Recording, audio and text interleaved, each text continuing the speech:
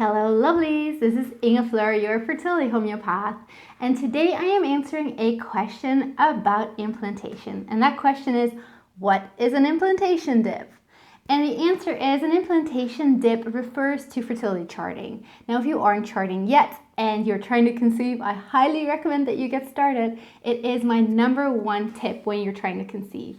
If you want to learn more about that, check out the video in the cards up here or in the description down below, which will also take you to my free fertility charting course so you can get started to learn how to chart today. Now, the implantation dip refers to your temperatures dipping in the second half of your cycle.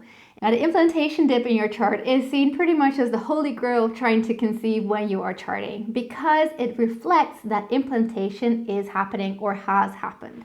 And the reason for this is most likely because about halfway your luteal phase, progesterone is going to go down as the corpus luteum, which is kind of the sac that the egg was in your ovaries, starts to shrivel down, and that is when progesterone starts to be produced less, and that is what causes your temperature to go down. However, if implantation has happened, your body starts to produce HCG, and this is what we test with a pregnancy test. And HCG is what tells the ovaries, don't get rid of that corpus luteum yet, just keep it intact. And please keep producing progesterone until the placenta can take over after the first 12 weeks of pregnancy.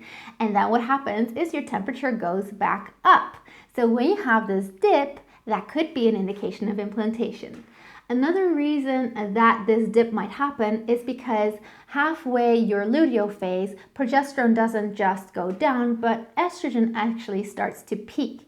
And under the influence of estrogen, you can also have a dip in temperature. It sometimes happens with women even before ovulation. They have this little beauty mark of a pre-ovulation dip. So this is why sometimes on non-pregnancy charts, you can also see this dip happening.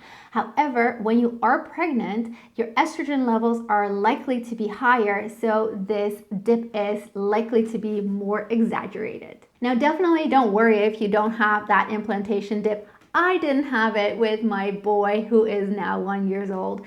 And guess what? 70% of women don't get this at all, so don't hold on to this implantation thing too much. If you do get it, it will happen anywhere between 6 to 12 days after ovulation, and it's actually most likely to happen around 8 to 10 days past ovulation. Now, if you want to learn more about implantation, how you can recognize it, and how you can support implantation in your 2-week wait, or even before you have conceived, make sure to check out the playlist on your screen right now.